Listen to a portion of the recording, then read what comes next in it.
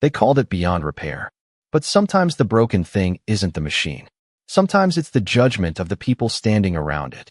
The transport truck rolled through the gates just after 8 on a cool California morning, its polished trailer reflecting the pale sunlight like a moving mirror. Mechanics paused with wrenches in their hands. Apprentices drifted closer, whispering to one another as the trailer eased to a stop in front of Walker Automotive, a modest repair shop tucked between an old diner and a family-owned hardware store outside Monterey. No one expected to see a Ferrari there, much less one covered beneath a custom crimson cloth bearing the famous prancing horse. Ethan Walker wiped a streak of grease from the back of his hand onto an already stained shop towel before stepping out from beneath a weathered 1969 Chevrolet pickup. At 39, he looked like the kind of man people overlooked without thinking twice. His denim work shirt had been washed so many times the blue had faded into soft gray. His boots were scuffed. His wedding band still rested quietly on his left hand. Every morning before sunrise, he unlocked the garage, brewed cheap coffee, packed a peanut butter sandwich for his 9-year-old daughter Lily, and reminded himself that honest work was enough. He had long ago stopped chasing recognition. Recognition never tucked a child into bed or helped with 4th-grade math homework. The truck driver climbed down and glanced around uncertainly before clearing his throat. "Who's Ethan Walker?" Ethan raised a calm hand. "That'd be me." The driver frowned as though expecting someone older, richer, or wearing a pressed shirt instead of oil stains. "Delivery for Ferrari North America." A ripple of quiet laughter spread among several visitors gathered outside the neighboring businesses. Someone muttered that the address had to be wrong. Someone else guessed the car needed to be stored before heading to a real facility. Ethan said nothing. He simply signed the paperwork and watched as the hydraulic lift slowly lowered the vehicle toward the concrete floor. The cover came off with a careful pull. Gasps followed, even hidden. Beneath scratches, road dust, and months of neglect, the machine possessed the unmistakable elegance only Ferrari could build. Yet something about it felt strangely lifeless. The paint no longer reflected the morning light. The engine remained silent. Every line of the car seemed to carry disappointment instead of speed.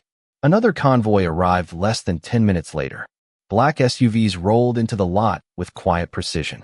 Men and women in tailored jackets stepped out carrying laptops, diagnostic equipment, and polished confidence. At their center walked Victoria Moretti, the newly appointed CEO of Ferrari North America. Her charcoal blazer moved lightly in the ocean breeze, her silver hair clip catching the sun for only an instant before disappearing beneath the shadow of the garage roof. She surveyed the modest building with measured curiosity, then shifted her attention to Ethan. Her eyes rested briefly on his worn gloves, the faded family photos taped beside his toolbox, and the small pink bicycle leaning near the office door. She offered a courteous smile that never quite reached her eyes. "Mr. Walker," she said evenly, "I understand you insisted on looking at our prototype before we authorize retirement." Ethan glanced once toward the silent Ferrari, then toward the drawing taped inside the office window. Lily had sketched the garage with bright crayons, adding a smiling sun above the roof and writing in uneven letters, "My dad fixes things everyone else gives up on." Ethan smiled almost too softly to notice. "No," he replied. "I never insist." He folded the shop towel neatly onto the workbench and walked toward the motionless Ferrari with steady, unhurried steps. "I just believe every machine deserves someone willing to listen before deciding it has nothing left to say." Ethan rested one weathered hand lightly against the Ferrari without opening the hood. The engineers exchanged puzzled glances. One quietly shook his head while another typed notes into a tablet, convinced this small-town mechanic had already made his first mistake. Victoria watched in silence, curious enough not to interrupt, but confident enough to expect disappointment. Ethan closed his eyes for only a moment, letting the cool metal settle beneath his fingertips. The garage grew strangely still. The familiar scent of motor oil, rubber, and fresh coffee drifted through the open service bay as the morning breeze carried distant seagulls inland from Monterey Bay. Somewhere behind him, an air compressor clicked on and off, but Ethan ignored every distraction. He listened instead to the silence surrounding the car, as though the machine itself had been waiting for someone patient enough to hear it. Finally, he stepped back. "Would you mind opening the driver's door?" he asked politely. One of the Ferrari technicians hesitated before complying. The interior looked almost untouched, wrapped in handcrafted leather and carbon fiber, yet Ethan paid little attention to its luxury. His eyes moved instead to the pedals, the steering column, and a small section beneath the dashboard. He smiled almost imperceptibly. "Interesting," he whispered. Victoria folded her arms. "You have not started the engine. You have not connected diagnostics. You have not even opened the engine compartment. What exactly are you inspecting?" Ethan looked up with the same calm expression he had carried all morning.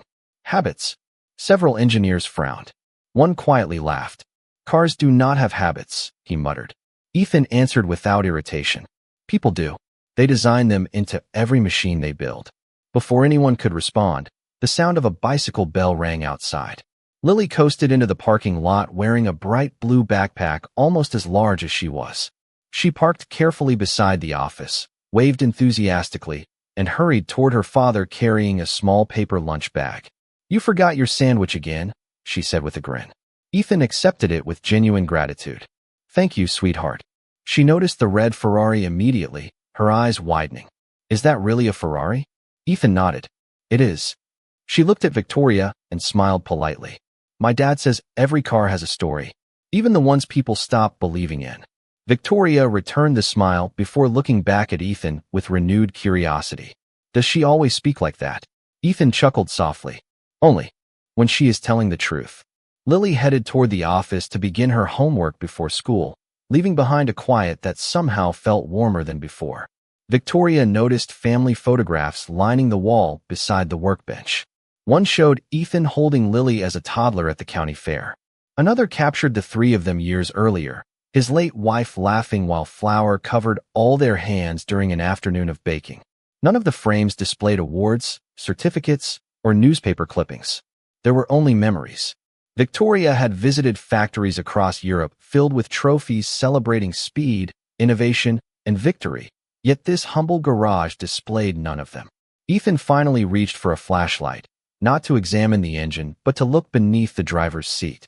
A tiny brass washer rested against the floor rail where it clearly did not belong. He picked it up carefully and placed it in his palm.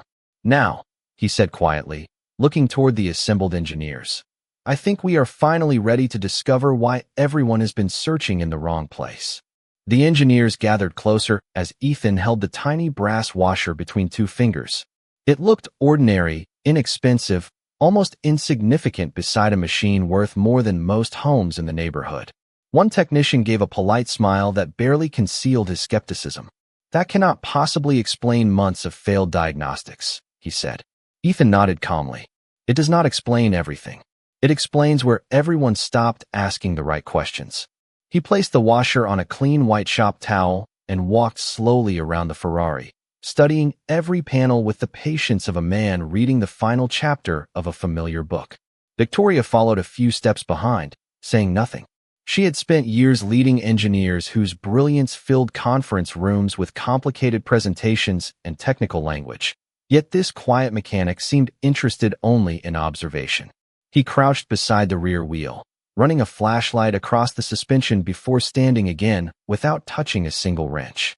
"Who was the last person to drive it before the failure?" he asked. One engineer answered immediately. "Our chief development driver in Maranello." Ethan nodded. "And before that?" A brief silence followed. Tablets were checked. Digital records appeared. Nobody answered right away. Ethan smiled gently. "Machines remember. Records sometimes do not." Victoria noticed something she had not expected. Her own team, normally quick with every specification and production detail, suddenly seemed uncertain. The confidence that had filled the garage only minutes earlier began giving way to quiet concentration. Ethan opened the driver's door once more and adjusted the seat exactly 1 inch backward before sitting inside. He did not reach for the ignition. Instead, he rested both hands lightly on the steering wheel and looked through the windshield toward the Pacific sunlight spilling across the parking lot. "Your development driver is 6 feet 3 inches tall," he said. One engineer looked up, surprised. "Yes. How did you know that?" Ethan pointed toward the seat rails. "Because this position was never reset after someone much shorter drove it." Several heads turned at once. The technician scrolled through archived test logs, his expression changing with every swipe. There was one unscheduled evaluation 6 months ago, he admitted quietly. The driver identification was incomplete. Ethan stepped out of the car. Find out who that was. Victoria narrowed her eyes. You believe someone changed something during that session? Ethan shook his head. No. I believe someone noticed something during that session. The distinction hung in the air. The fluorescent lights buzzed softly overhead while the coffee machine in the office hissed in the background. Outside, Lily finished another page of homework before looking through the office window toward her father. She had seen that thoughtful expression before. It was the same look he wore when repairing an old family truck for a farmer who could barely afford groceries or restoring a vintage pickup because its owner could not bear to lose the last gift from his grandfather. Ethan never repaired machines simply because they were expensive. He repaired them because someone still cared about them. Victoria slowly approached the workbench where the brass washer still rested. You still have not explained why that tiny piece matters, she said. Ethan picked it up again, turning it so the morning light reflected across its worn surface. A faint scratch circled one edge, almost invisible unless viewed from exactly the right angle. He handed it to Victoria. Because this washer was never manufactured by Ferrari. Her eyes widened slightly. Around them, every conversation stopped. Even the technicians nearest the diagnostic equipment looked up. Ethan folded his arms comfortably and spoke with the same quiet certainty that had guided every word since the convoy arrived. Someone loved this car enough to keep it alive. Someone else tried to fix it without leaving a signature. If we find that person, we will find the answer everyone else has been looking for. Victoria handed the brass washer to her lead engineer, Daniel Mercer, who examined it beneath the bright inspection lamp before slowly lowering his hand. His confident expression faded into uncertainty. She is right. Ethan corrected himself with a quiet smile before Daniel could speak. Or rather, the car is. That washer came from an aftermarket supplier in Nevada. Ferrari has never used this alloy or this machining pattern. Daniel frowned. That is impossible. Every component was inspected before transport. Ethan leaned lightly against the workbench. Every visible component, perhaps. The words settled over the room like dust after a long day in the shop. Nobody laughed this time. Victoria glanced toward her team. Run the inventory records again. Every service entry. Every undocumented inspection. I want everything. Fingers hurried across keyboards. Soft beeps filled the garage as laptops connected to encrypted databases. Outside, the California sun climbed higher, casting warm light across the concrete floor while the scent of fresh-cut cedar drifted from the neighboring lumberyard. Ethan quietly unwrapped the sandwich Lily had brought him, but took only one bite before returning his attention to the Ferrari. He never rushed food, and he never rushed decisions.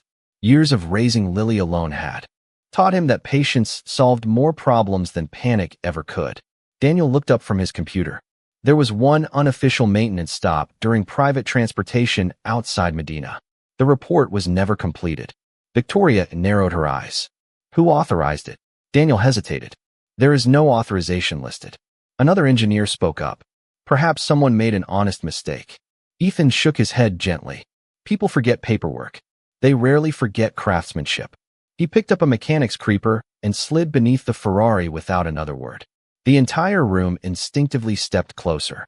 Instead of reaching immediately for tools, he simply studied the underside with a flashlight, moving the beams slowly from front to rear. His breathing remained steady. Every few seconds he paused, listening, observing, almost as though the machine was answering questions no one else could hear. After nearly 3 quiet minutes, he rolled back into the daylight, carrying nothing except a thoughtful expression. Interesting, he murmured. Victoria folded her arms. You found something else. Ethan nodded. I found what is missing. Several puzzled looks spread through the group. Daniel sighed. How can missing parts explain a failure? Ethan walked toward an old wooden shelf and selected a worn coffee mug filled with ordinary bolts collected over decades of repairs. He poured them carefully onto the workbench. Imagine finishing a 1,000-piece puzzle, he said calmly. Most people search for the wrong piece. I search for the empty space. He separated one bolt from the pile. This bolt does not belong with these others, so your eyes notice it immediately. He removed it, leaving a tiny gap on the table. Now the gap tells a story. Victoria studied the empty space instead of the bolt. Slowly, Understanding began to replace skepticism. Ethan returned beneath the Ferrari for only a few seconds before emerging with a small inspection mirror. He held it toward Victoria without speaking.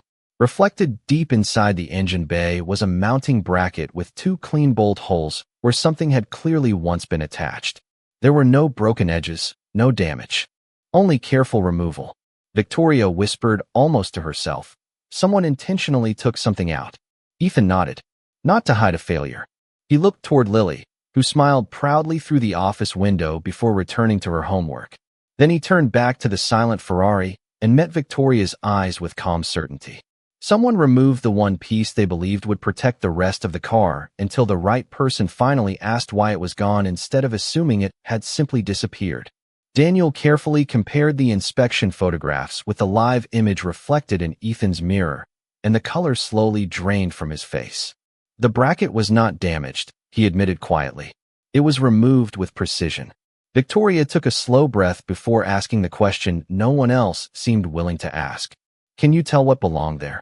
Ethan walked toward an old wooden cabinet, opened the top drawer, and removed a yellowed notebook with worn leather corners. It was not a service manual. It was filled with hand-drawn sketches, measurements, airflow calculations, and observations gathered from decades of repairing everything from farm trucks to handcrafted European sports cars. He turned several pages without hurry until he stopped on a drawing that looked remarkably similar to the engine layout resting only a few feet away. Daniel leaned closer in surprise. That is almost identical. Ethan smiled softly. Not identical. Similar. He placed the notebook beside the Ferrari and traced one small section with his finger. Performance machines often fail because people only chase more horsepower. The smartest engineers understand that reliability is what allows power to matter. Victoria studied the page. You have seen this design before. Ethan looked at the silent engine. I have seen this philosophy before. The answer was truthful without revealing everything. The room remained quiet except for the ticking of cooling metal and the distant laughter of children from the elementary school a few blocks away. Lily finished packing her books before quietly sweeping the office floor, something she always did without being asked. She looked toward her father and smiled when she noticed him using the old notebook. She had seen that notebook only a handful of times in her life. Whenever it came out, difficult problems somehow became simple. Daniel interrupted the silence. If the missing component protected the system, replacing it should solve everything. Ethan gently closed the notebook. Only if we understand why it was removed. One engineer crossed his arms. Or we could install a new part and start the engine. Ethan nodded politely. You could, but then you would learn whether it works. He looked toward the engine again. I would rather learn why it stopped trusting the people working on it. Victoria found herself smiling despite the tension. She had attended countless executive meetings filled with impressive charts and polished presentations. Yet this quiet mechanic kept reducing complex engineering into ideas that even a child could understand. Ethan reached beneath the workbench and lifted a small cardboard box filled with carefully labeled components collected over many years. Most were ordinary pieces that other repair shops would have thrown away. He searched patiently before selecting one small titanium spacer and placing it beside the brass washer. These two parts have never met, he said. Yet they tell the same story. Daniel examined them through a magnifying lens.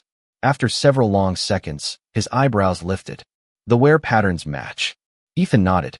The unknown technician fabricated the washer to compensate for the missing spacer after it had already been removed. Victoria looked from the tiny parts to the motionless Ferrari, which means the mystery technician was not trying to hide a mistake. Ethan smiled with quiet admiration for someone he had never met. No, they were buying time. They knew the temporary solution would never last forever, but they hoped it would protect the engine until someone patient enough noticed the clues instead of replacing expensive parts one after another. Sunlight poured through the open garage door, illuminating the notebook, the brass washer, and the handmade spacer as though each belonged to the same unfinished story.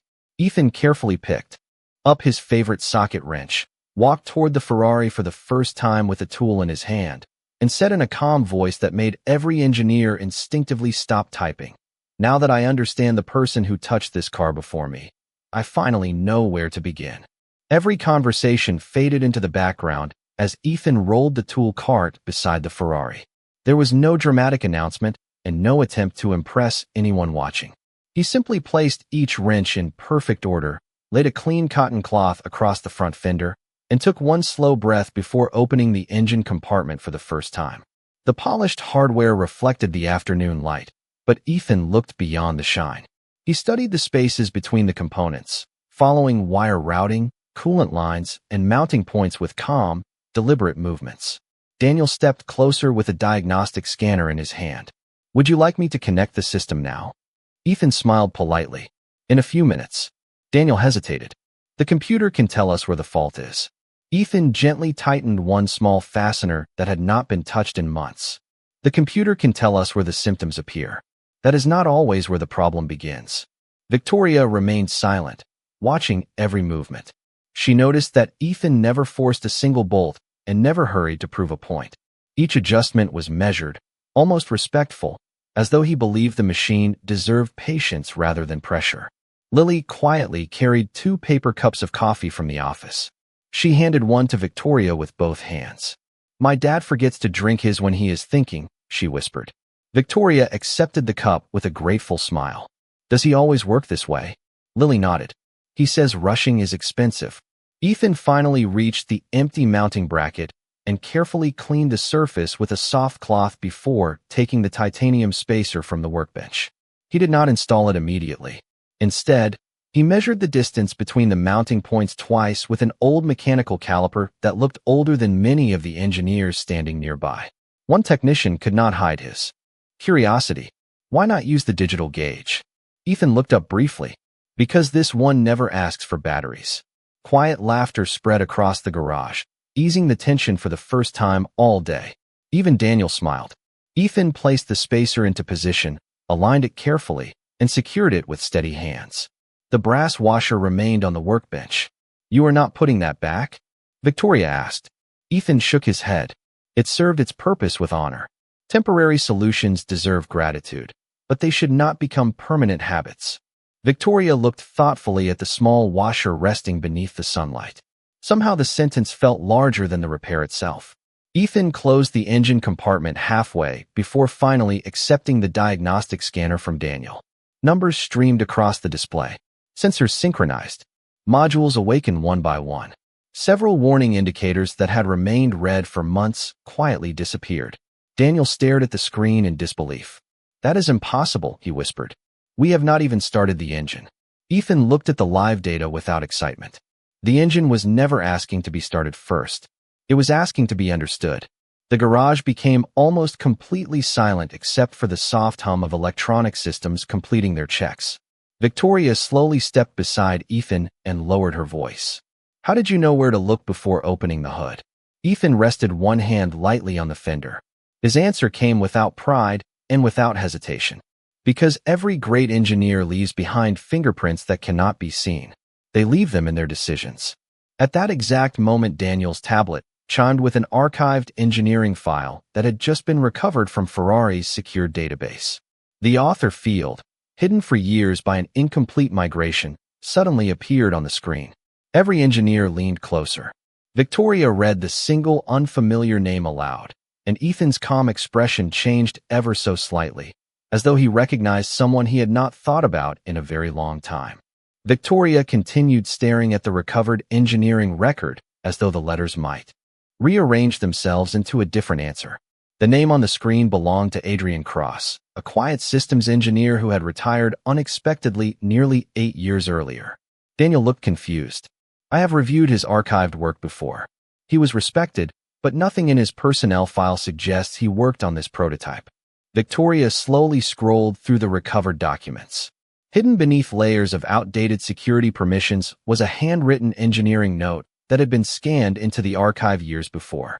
It contained only one sentence. "If the vibration cannot be eliminated, protect the engine until someone understands the cause instead of chasing the symptom." Ethan smiled so faintly that only Lily noticed it through the office window. Victoria looked up immediately. "You knew him?" Ethan rested the old notebook on the workbench before answering. "A long time ago." Daniel looked between the notebook and the engineering file. "You worked together?" Ethan nodded once. "For a while." The garage fell quiet again. The afternoon sun stretched across the concrete floor, casting long golden shadows beneath toolboxes and workbenches. Outside, the American flag above the neighboring hardware store moved gently in the coastal breeze. Lily quietly closed her math workbook and listened without interrupting. She had learned years ago that some stories revealed themselves only when people stopped rushing to tell them. Victoria folded her tablet against her side. Why did he never tell us about this temporary repair? Ethan looked toward the Ferrari before answering.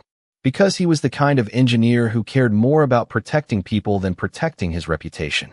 Daniel frowned. Then why disappear? Ethan remained silent for several seconds. Sometimes life asks people to choose between extraordinary careers and ordinary responsibilities. The world usually celebrates the first choice. I have learned to respect the second. Victoria studied Ethan more carefully than she had all day. His garage contained no framed patents, no executive awards, and no photographs beside famous people. Instead, there were family pictures, handwritten thank you, cards from customers, and children's drawings taped beside carefully organized tools. Success looked different here. Daniel continued reviewing the recovered archive before suddenly stopping. There is another attachment. He opened a faded design proposal that had never reached production. At the bottom appeared two names instead of one. Adrian Cross, Ethan Walker. Nobody spoke. Victoria slowly lifted her eyes from the screen to the quiet mechanic standing only a few feet away. You helped design this system. Ethan answered with complete honesty. We spent many late nights trying to solve the problem. Daniel looked stunned. Then why did you never tell us? Ethan smiled gently. Because the car was never interested in my resume. Lily's face filled with quiet pride, but she said nothing. She had always known there was more to her father's past than he ever shared. Victoria took one careful step closer. Our company has searched for the second engineer behind this proposal for years. Every trail simply ended. Ethan glanced toward the family photograph of his late wife hanging beside the office door. It ended because my wife became sick, he said softly. When she needed me, blueprints could wait. After she was gone, Lily needed her father more than the world needed another engineer. No one moved. No one reached for a keyboard.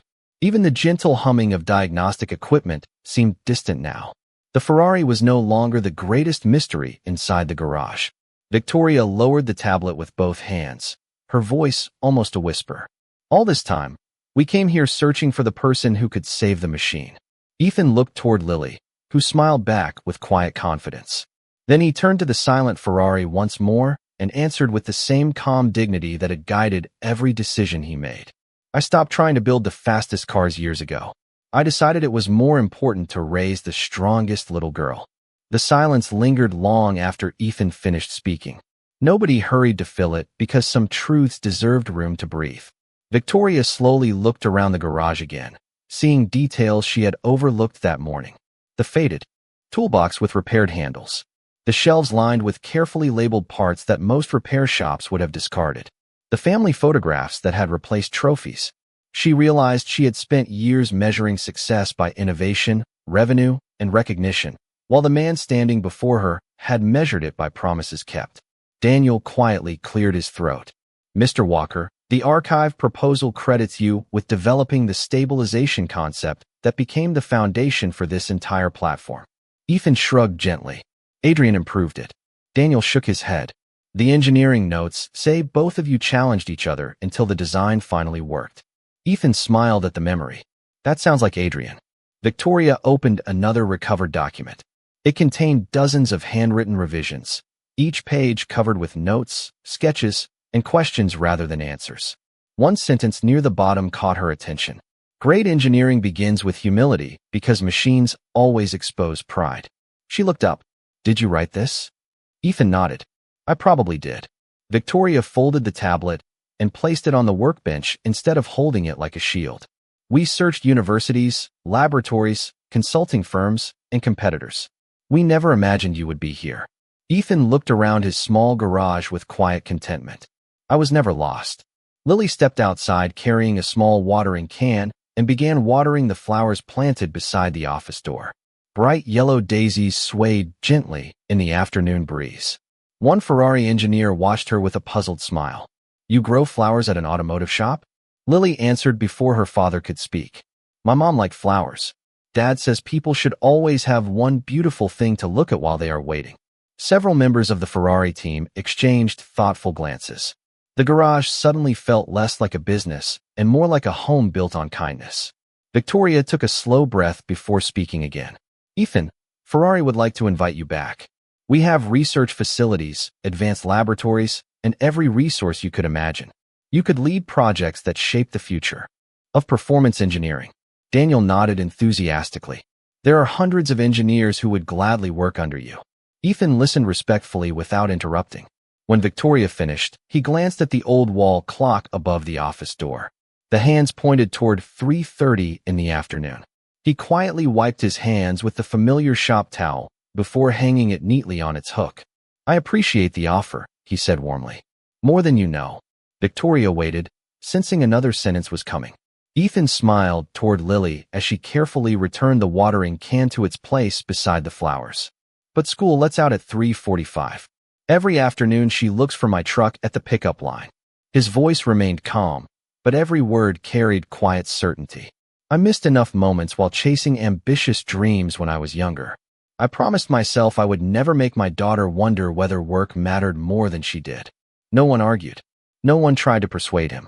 The sunlight stretched farther across the garage floor, illuminating the Ferrari, the old notebook, and the simple family photographs in the same warm glow. Victoria lowered her eyes for a moment before looking back at Ethan with genuine respect instead of professional admiration.